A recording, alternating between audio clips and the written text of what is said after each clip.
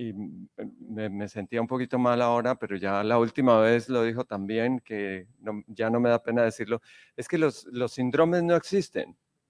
Se dice síndrome y nosotros echamos síndrome, es síndrome por lo menos en español.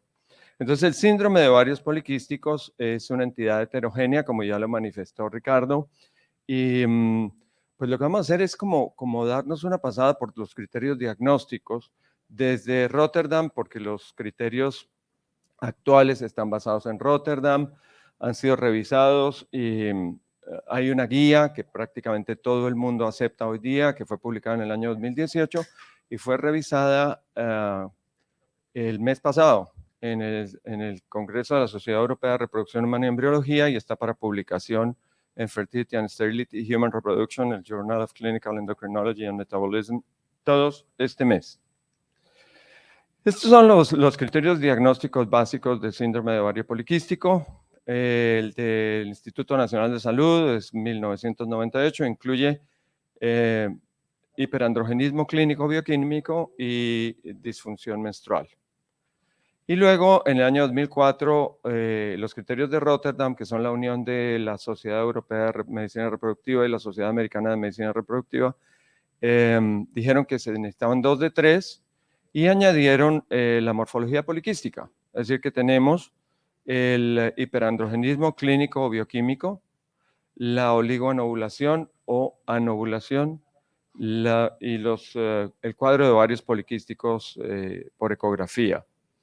Y luego, en el año 2006, la Sociedad para el Estudio del Exceso Androgénico, que incluye muchos centros académicos en los Estados Unidos, dijo no, esto sin hiperandrogenismo no existe, nosotros no vamos a aceptar eso, y para nosotros tiene que haber hiperandrogenismo clínico o bioquímico, y luego le pueden meter la disfunción ovárica o los ovarios poliquísticos. El promotor de esto es Ricardo Asís, quien está firmemente convencido de que si no hay hiperandrogenismo, las consecuencias metabólicas son mucho menores y por lo tanto calificar pacientes que tienen, por ejemplo, una disfunción menstrual y un cuadro ecográfico de ovarios poliquísticos y no tienen hiperandrogenismo, calificarlos como síndrome de ovario poliquístico significa meterlos de por vida en un posible pronóstico de riesgo para diabetes, de riesgo para enfermedad cardiovascular, de riesgo para cualquier cosa, formularles metformina toda la vida, etcétera. Bueno, básicamente entonces para el diagnóstico se utiliza el hiperandrogenismo o la hiperandrogenemia. Hiperandrogenismo, entonces son las evidencias clínicas de un exceso androgénico y la hiperandrogenemia, lo que podemos medir en la sangre. Oligoanovulación y la morfología poliquística y las definiciones para cada uno de estos las vamos a ver ahora más adelante.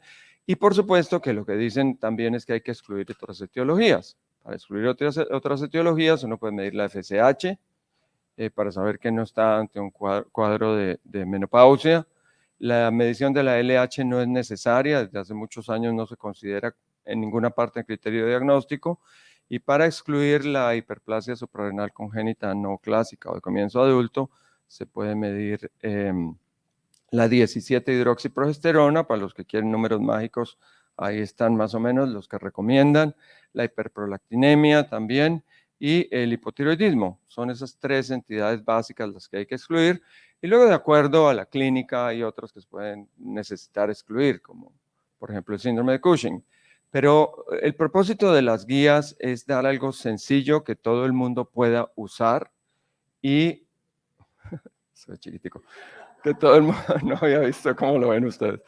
Es algo sencillo que todo el mundo pueda usar y que sea fácil. Y luego ya si tenemos pues pacientes con características especiales, pues se las mandamos a los doctores Catá.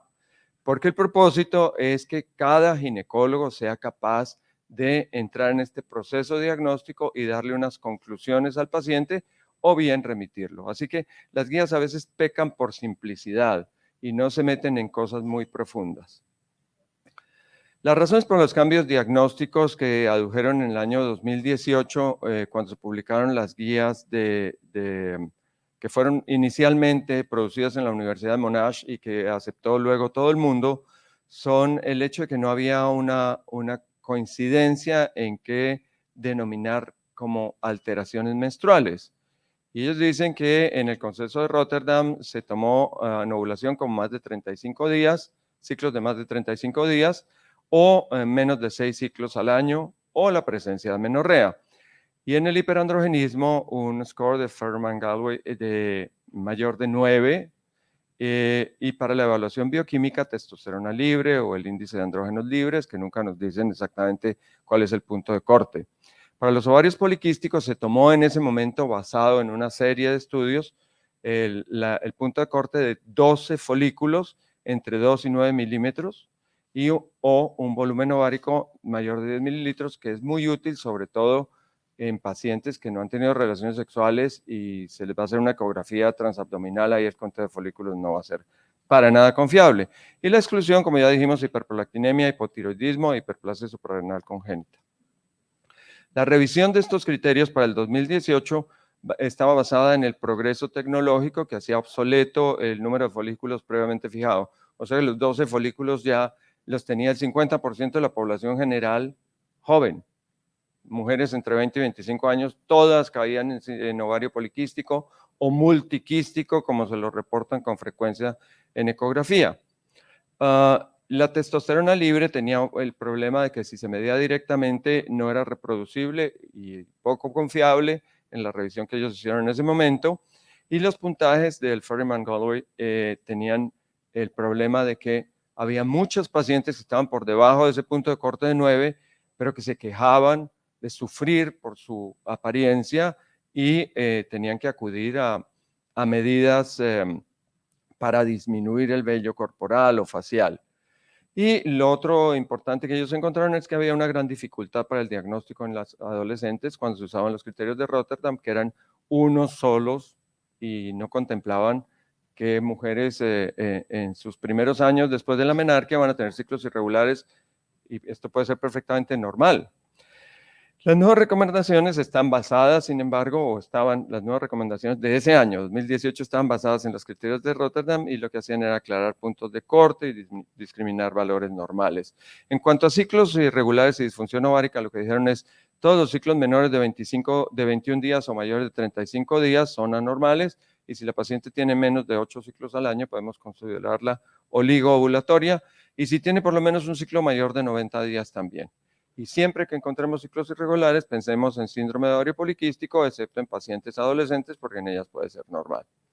En cuanto al hiperandrogenismo clínico, nos hablan de hirsutismo, acné o alopecia, y para el hirsutismo nos ponen en la escala de Fuhrman-Gallwey modificada un punto de corte de 4 a 6. Es difícil porque 4 no es igual que 6, pero bueno, yo creo que ellos lo que hacen es privilegiar un poco lo que la paciente siente. Si uno encuentra un score de 4, pero la paciente refiere que realmente su vida es difícil, se encuentra incómoda, tiene que acudir a una serie de medidas, entonces se toma como positivo.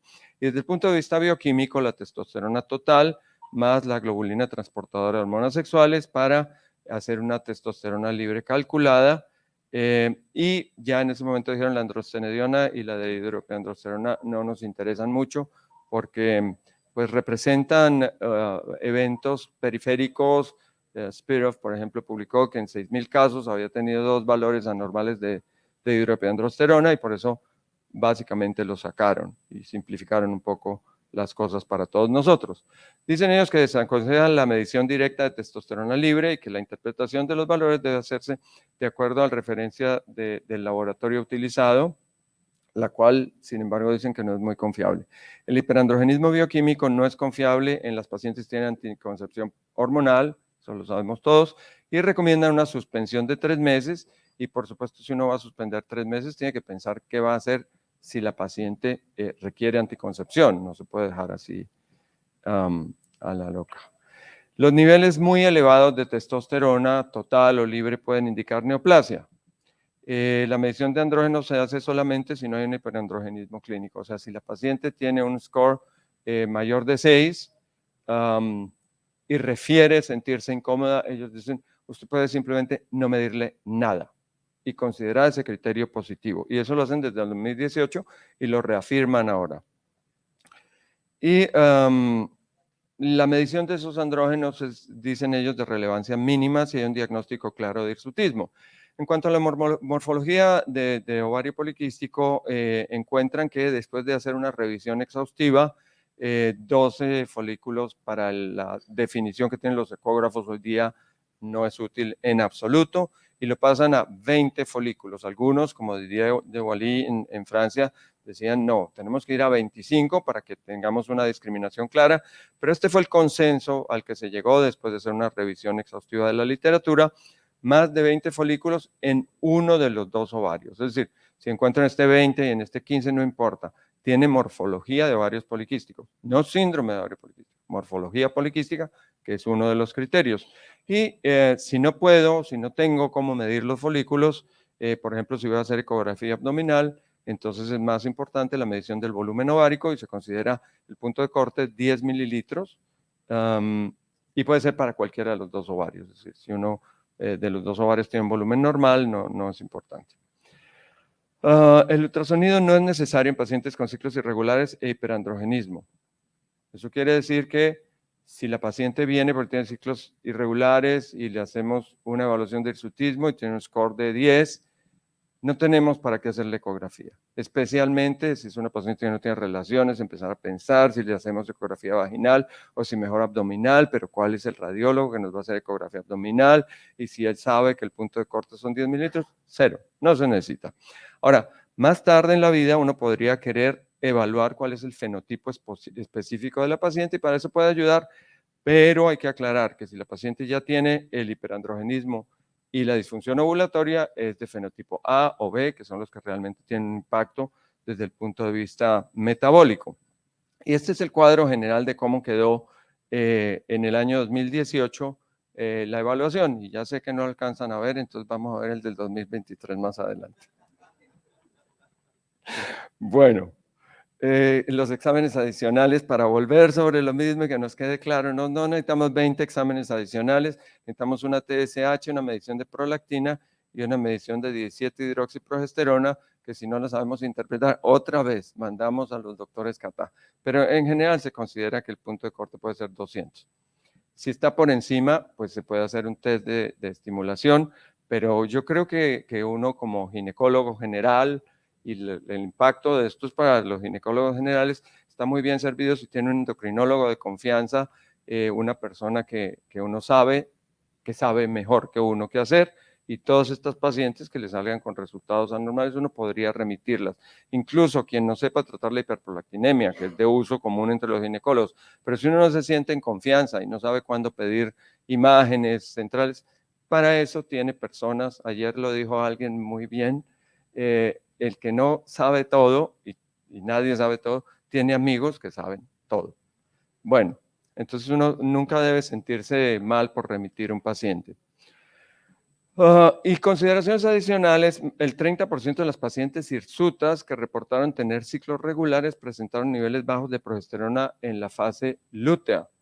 Eso quiere decir que a diferencia de lo que se ve en infertilidad, que la paciente consulta por otra cosa, si esta paciente consulta por hirsutismo, es claro que el hecho de que ella diga que tiene ciclos regulares no debe prevenir que nosotros tratemos de hacer un diagnóstico de anovulación. Es un estudio clásico de Ricardo Asís y las pacientes sobreestiman la regularidad de sus ciclos, especialmente cuando no están pensando en embarazo. Ahora, cuando están pensando en embarazo, tienen aplicaciones y 20 cosas que les dicen exactamente cada cuánto llegan sus ciclos. Bueno, todos los consensos hablan del uso del índice de andrógenos libres, pero no dan puntos de corte. Si uno mismo se toma la molestia de revisar toda la literatura que hay al respecto, podría encontrar puntos de corte entre 7.5 y 8, y eso es como la medición que más le podría servir.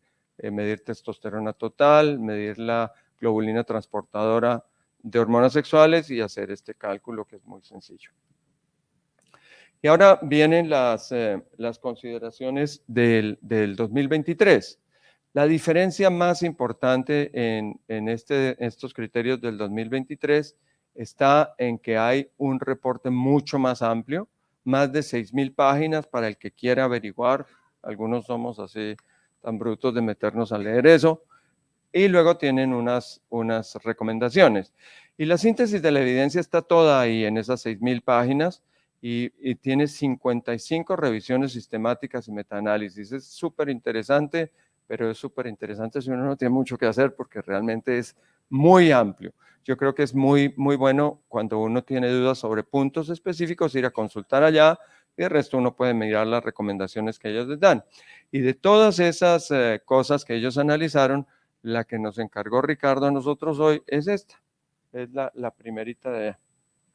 Ya no sé ni cómo funciona esto. Uy, no. La que está ya en rojo. Bien.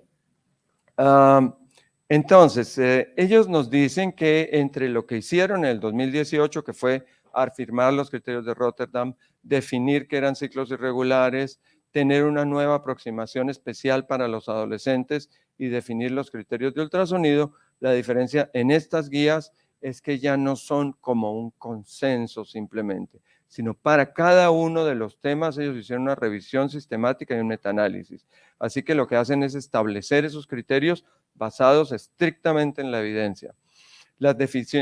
Algunas definiciones fueron precisadas y se introdujo el uso de la AMH.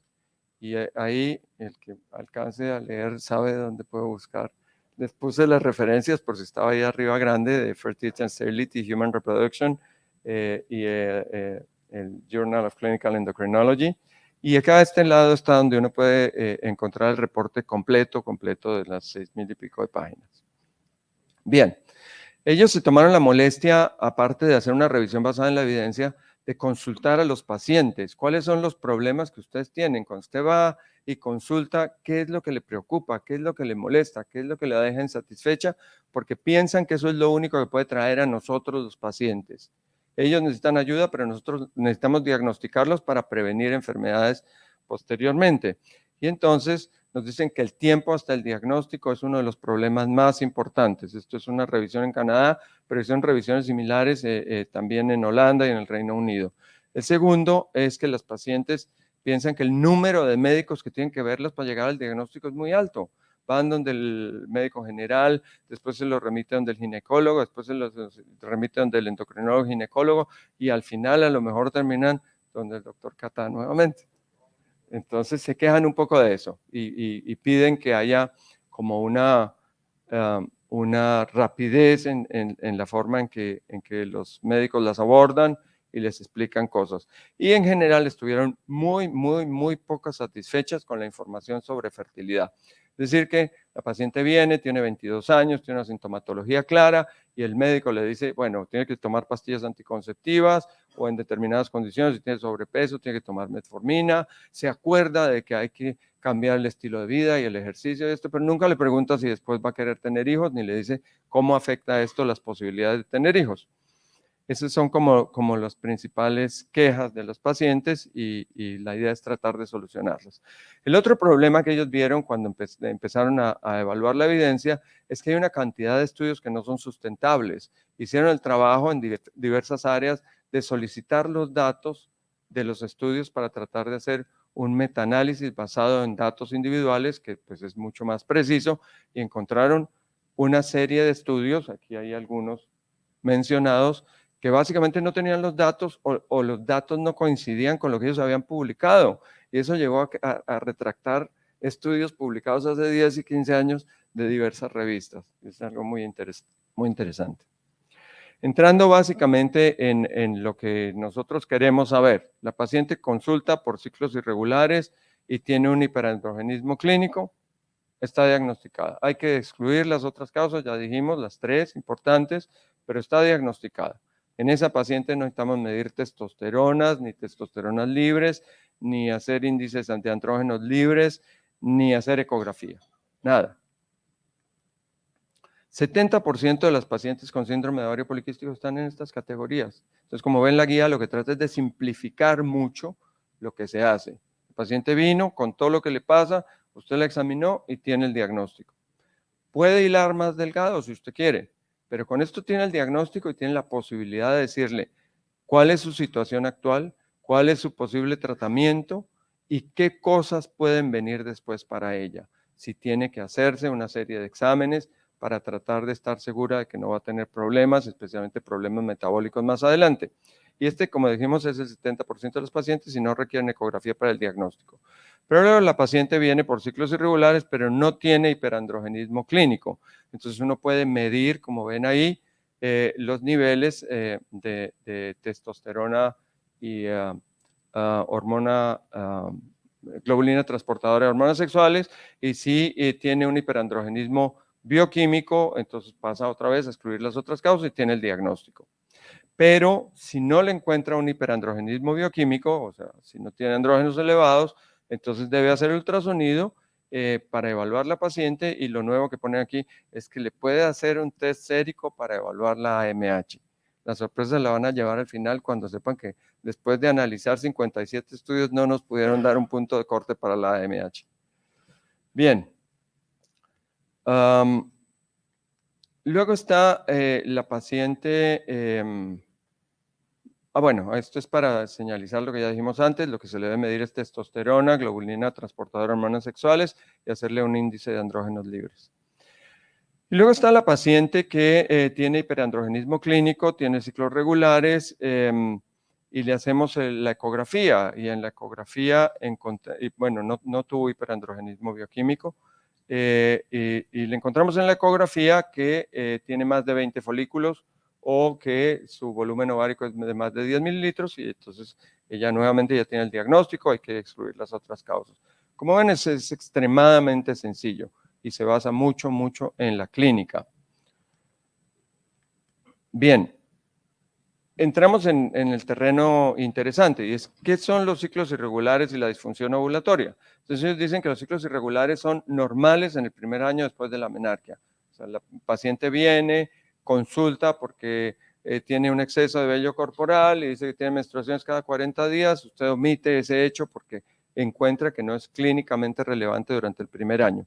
Pero si lleva entre 1 y 3 años después de la menarquia, usted le averigua si sus ciclos realmente son menores de 21 días o mayores de 45 días, lo cual ellos consideran que ya entre 1 y 3 años después de la menarquia es significativo. Y si ya han pasado más de 3 años, entonces todos los ciclos menores de 21 o mayores de 35 días, o las pacientes que tienen menos de 8 ciclos por año. Eso concuerda más con lo que uno siempre tiene en la cabeza. Entonces lo que tiene que acordarse es, para el primer año, no me importa cómo son los ciclos, no puedo catalogar a esa paciente como un síndrome de ovario poliquístico solo porque tiene ciclos irregulares. Y entre 1 y 3 años me voy hasta 45 en vez de 35 días.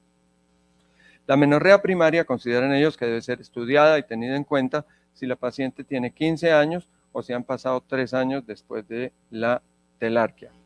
El circuito rojo son el diagnóstico y el circuito amarillo es lo nuevo. Es decirle a la paciente, tranquila, usted no, en este momento no podemos decir que tiene una enfermedad, pero tenemos que controlarla un poco más de cerca.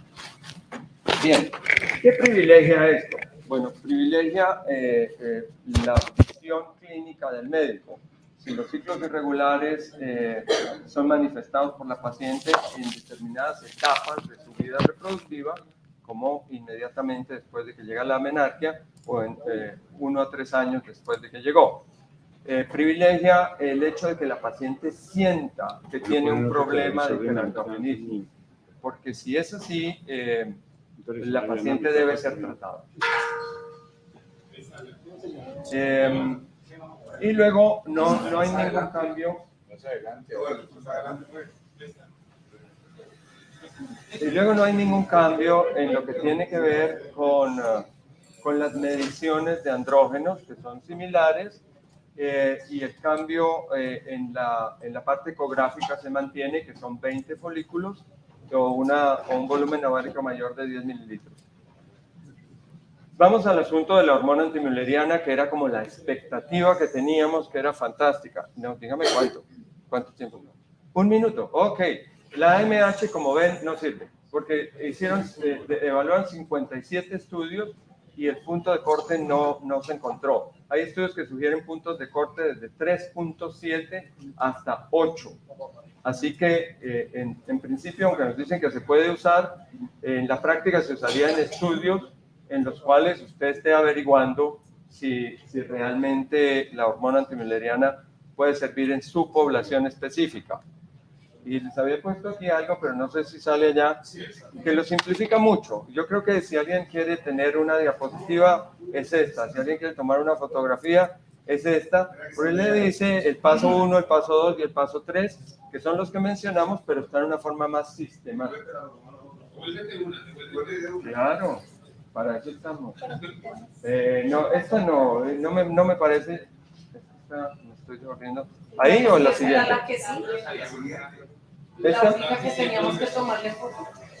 No, la que tenemos que tomarle foto es... Esa. No, señor, esta. Esta es súper didáctica, porque dice paso 1, paso 2, paso 3. Y todo lo que dijimos antes está ahí en un solo punto.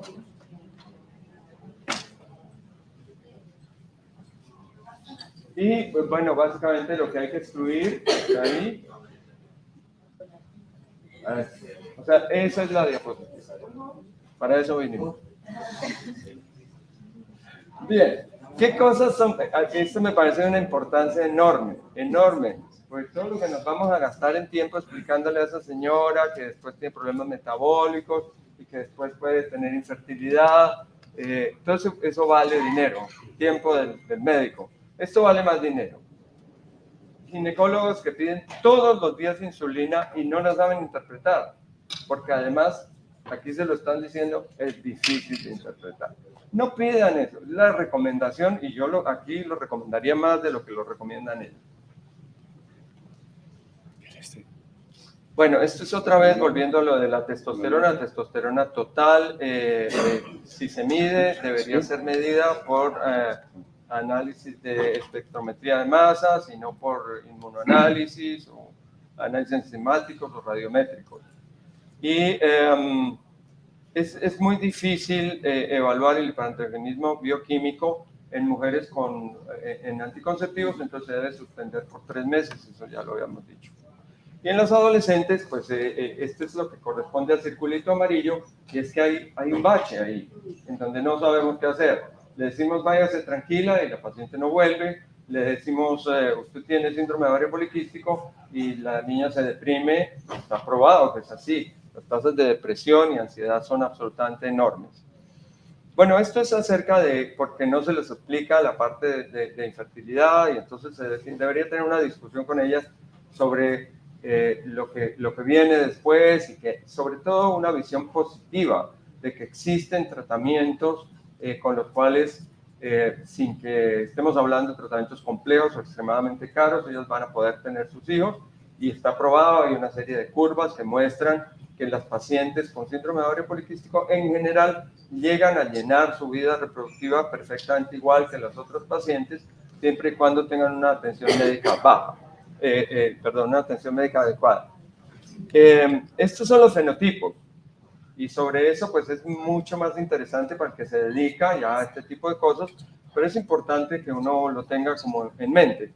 El fenotipo A es disfunción ovulatoria, hiperandrogenismo, y el cuadro ecográfico, el fenotipo B, es disfunción ovulatoria, hiperandrogenismo sin el cuadro ecográfico, y desde el punto de vista metabólico ese cuadro ecográfico no interesa para nada. O sea que la paciente con fenotipo A y B tiene un riesgo aumentado con respecto a la población general.